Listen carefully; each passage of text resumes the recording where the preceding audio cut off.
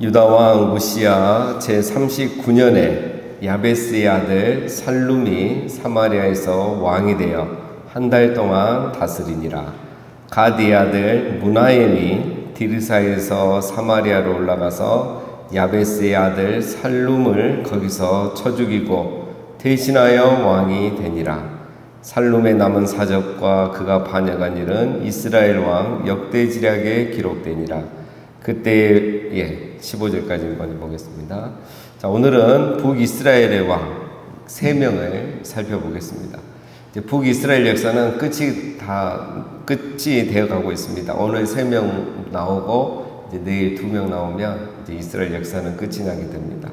자, 오늘은 북이스라엘의 15대 왕 살룸입니다. 이 살룸이 어제 우리가 살펴봤죠. 14대 왕 스가랴를 죽이고 반역을 해서 왕이 된 사람이 바로 살룸입니다. 자, 그런데 자기도 반역을 해서 왕이 됐는데 왕이 된 지 한 달 만에 무나엠이라는 사람에게 또 살해를 당해서 죽게 되죠. 그래서 결국 이제 한 달짜리 왕이 됩니다. 한 달짜리. 가장 짧게 다스렸던 왕이 누구냐면 북이스라엘에서 4대 왕이었던 시므리가 반역을 해서 왕이 됐는데 7일 만에 그도 또 살해당하게 되죠.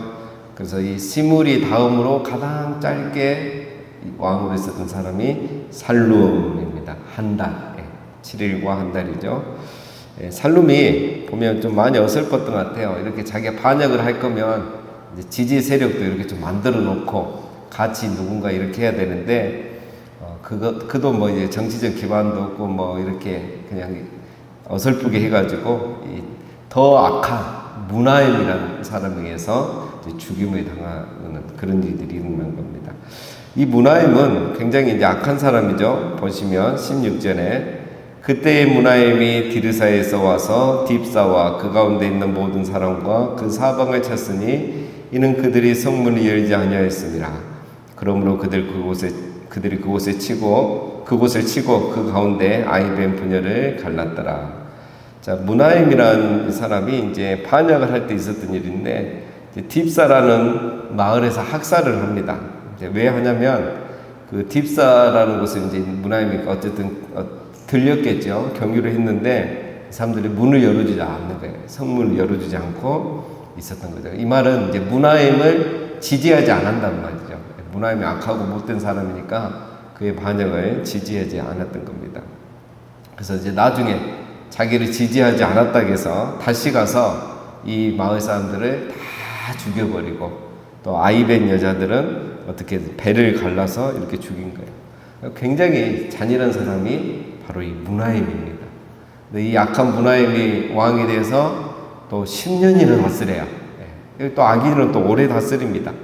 17절 유다 왕 아사랴 제39년에 가디 아들 무나임이 이스라엘 왕이 되어 사마리아에서 10년간 다스리며 여호와 보시기에 악을 행하여 이스라엘로 범죄하게 한 느밧의 아들 여로보암의 죄에서 평생 떠나지 아니하였더라.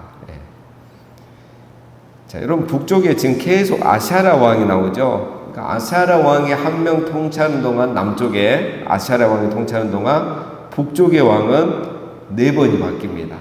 그러니까 오늘 무나임이에요. 4번째 왕이 돼서 10년을 통치했죠. 그도 보면 여호와 보시기에 악을 행하고 여로보암의 죄에서 떠나지 않았다. 뭐 한계 없습니다. 악한 왕이에요. 무나임이라는 이름의 뜻이 위로자입니다. 위로자.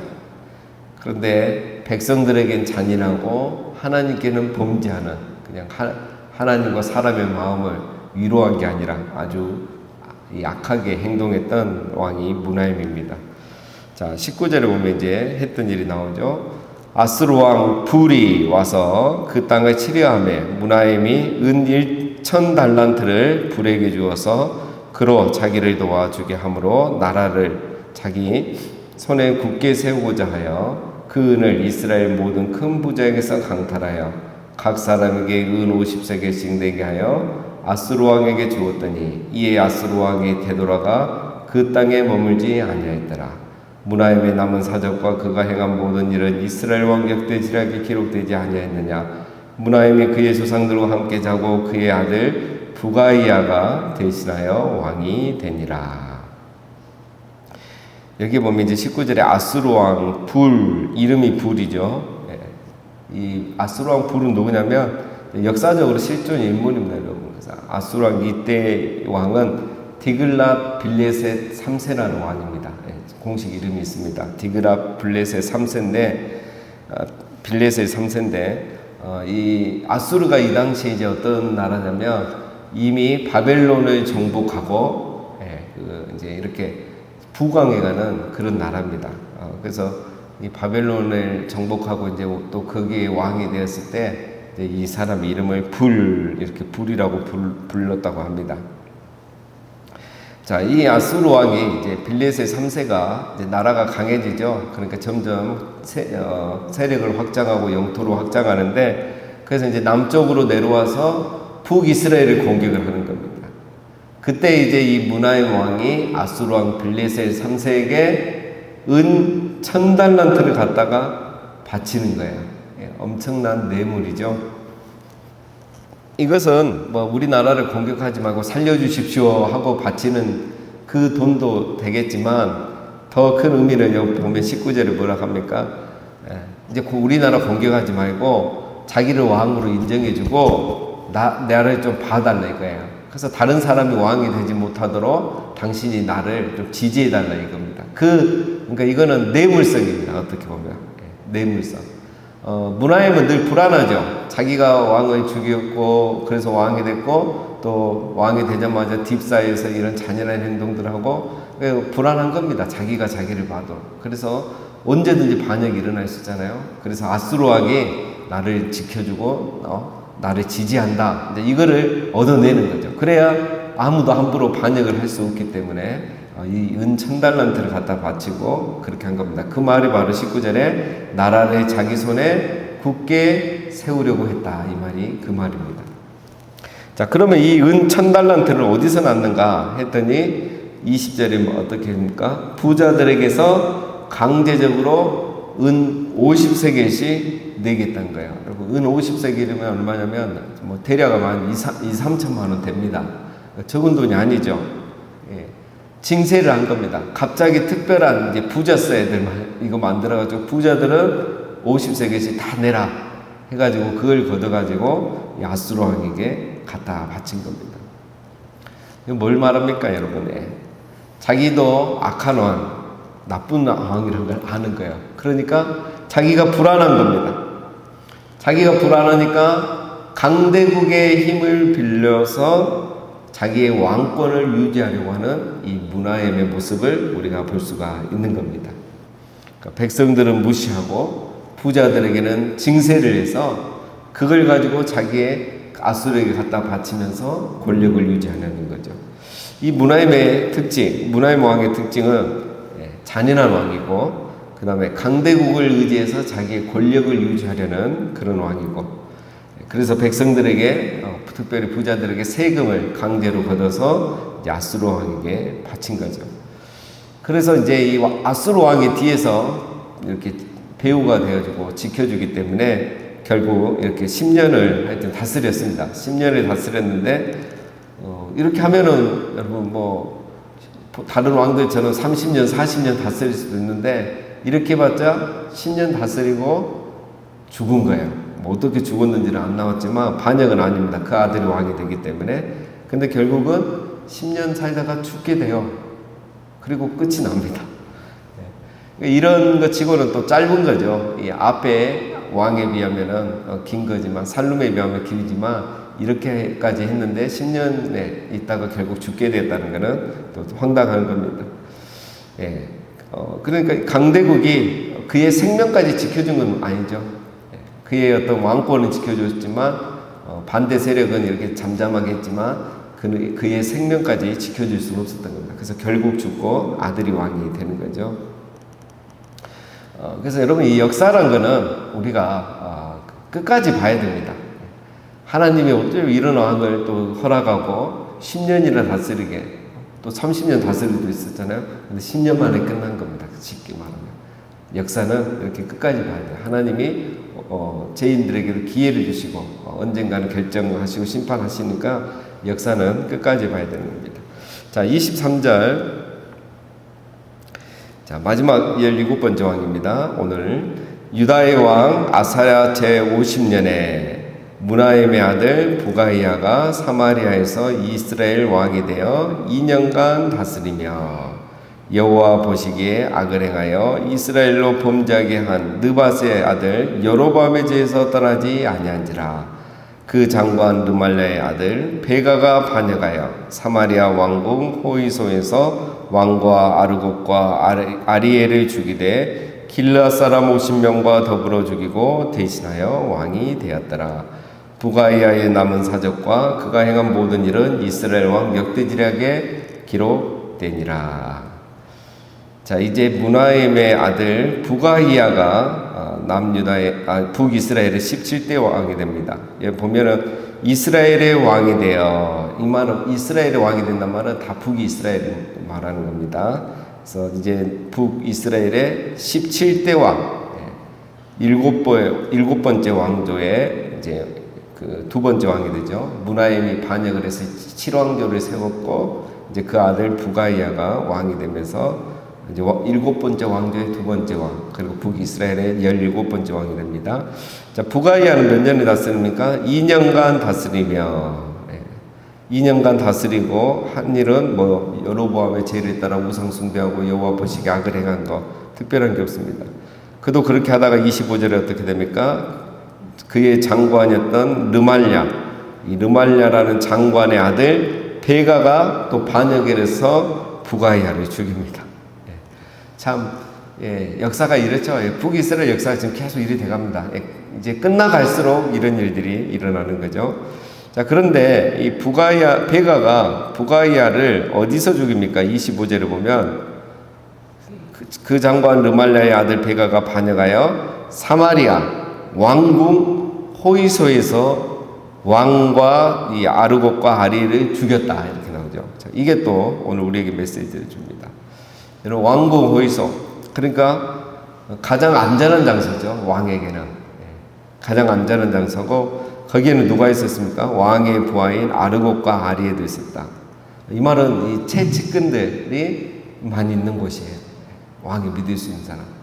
거기에 들어갈 수 있는 사람이 누구였냐면 장관 르말랴, 그리고 그 아들이니까 베가도 거기에 갈 수 있었던 거죠. 들어갈 수 있었던 거죠. 이 말은 최측근이었다는 겁니다. 이 사람들이 다. 그런데 이 베가가 그곳에 들어가서 왕을 죽이고 그의 측근 2명 신하까지 같이 죽여요. 이런 반역이 성공할 수 있었던 이유는 베가는 길르앗 사람 50명과 더불어 죽이고, 이 말은 길르앗 사람들이 50명을 보내준 거예요. 함께 반역을 할 군인 50명을 보내줘서 그들과 함께 반역을 성공적으로 해낼 수 있었다는 겁니다.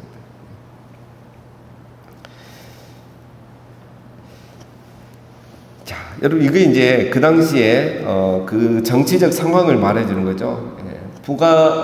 부가이야의 아버지 무나임이 나라를 악한 사람이라 했잖아요. 그러니까 이 나라를 악하게 통치하니까 이미 민심이 좋지 않은 거예요. 그러니까 부가이야 때는 반역을 못했지만, 왜? 아수르 왕이 있기 때문에 대놓고 못했지만 민심이 다 부글부글 끓고 있었던 거예요. 그래서 이 베가가 반역을 하려고 할 때 길르앗에서, 이 길르앗 이제 요단강 동편이잖아요. 이 사람들이 50명을 보내준 거예요. 그래서 그들과 함께 힘을 합쳐서 결국 왕을 죽이고 반역을 일으켰던 겁니다. 여러분, 이 무나임이 아수르와 이렇게 좋은 관계를 유지해서 자기는 왕권을 유지하고 10년을 다스릴 수 있었지만, 그렇다고 그의 그 아수르 왕이 자기 아들까지 이렇게 지켜주지는 못한 거죠. 그래서 결국 어떻게 됩니까? 가장 안전한 장소에서 부가이야는 죽음이 당합니다. 그 시대에 가장 강력한 나라 아수르와 그 왕이 그들을 지켜주고 있었지만, 결국 가장 안전한 장소에서 가장 믿는 신하 중에 한 명에게 살해를 당하게 되는 겁니다. 그리고 최측근들도 그를 지켜주지 못했던 거죠. 그 강대국이 이 무나임의 집안을 지켜주지 못하고 최측근이 이 부가이야의 부가이아를 지켜주지 못한 겁니다. 자, 여기서 우리는 이제 알 수 있죠. 하나님이 지켜주지 않으시면 아무것도 소용이 없는 것입니다. 하나님이 지켜주셔야 모든 것이 안전한 것이죠. 우리 하나님이 지켜주셔야 광야에서도 죽지 않고 전쟁터에서도 죽지 않는 겁니다. 하나님이 그렇게 해서 남유다 왕들을 얼마나 살려주셨습니까? 하나님이 지켜주지 않으시면 왕궁 호위소에서도 죽을 수 있고 가장 믿는 이 최측근에 의해서도 배신을 당하고 죽는 일이 생깁니다. 하나님을 의지하지 여호와 보시기에 악을 행하며 우상 숭배하면서 이렇게 살더니 결국은 자기 아들 세대에 반역을 당합니다. 그냥 자기가 죽고 끝나는 게 낫지 아들이 살해를 당하는 이런 일이 일어난 겁니다. 자, 여러분, 우리 인간은 항상 이렇게 또 어리석습니다. 강한 자를 의지하고 안전한 곳에 있으면 나도 안전할 것이라고 착각하는 게 우리 인간입니다. 강한 자가 우리를 지켜주고 안전한 곳이 우리를 지켜주시는 것이 아니라 우리 하나님이 우리를 지켜주시는 겁니다. 선을 행하고 하나님을 의지하는 것이 자기를 지키는 것이라고 할 수 있습니다. 악을 행하고 사람을 의지하면 결국 이렇게 되는 거죠. 그래서 여러분, 성경 말씀대로 악인은 형통할 수가 없는 겁니다. 악인은 지금은 강하고 잘 될 것 같지만 결국은 안 되죠. 지금 북이스라엘의 역사를 계속 보면 악인들은 왜 안 됩니까? 하나님이 힘 안 써도 안 될 수밖에 없습니다. 왜냐하면 결국 자기들끼리 배신하거든요. 자기들끼리 믿지 못하고 또 가장 측근에서, 다 반역은 측근에서 일어나지 가까운 데서 일어나지 백성들이 하는 거 아니잖아요. 그렇게 되는 겁니다. 그래서 악인은 항상 바람에 나는 겨와 같이 결국은 이 바람에 날아가고 소멸되고 스스로 심판의 길을 걷게 되는 겁니다. 오직 우리가 선을 행하면서 하나님을 의지할 때 그것이 오히려 우리를 지켜주는 것입니다. 오늘 하루도 우리가 선을 행하고 우리 하나님을 의지하는 그런 삶을 살아가면 그것이 나를 지켜주는 것이고 하나님이 우리를 지켜주실 줄로 믿습니다. 우리 함께 기도하시겠습니다.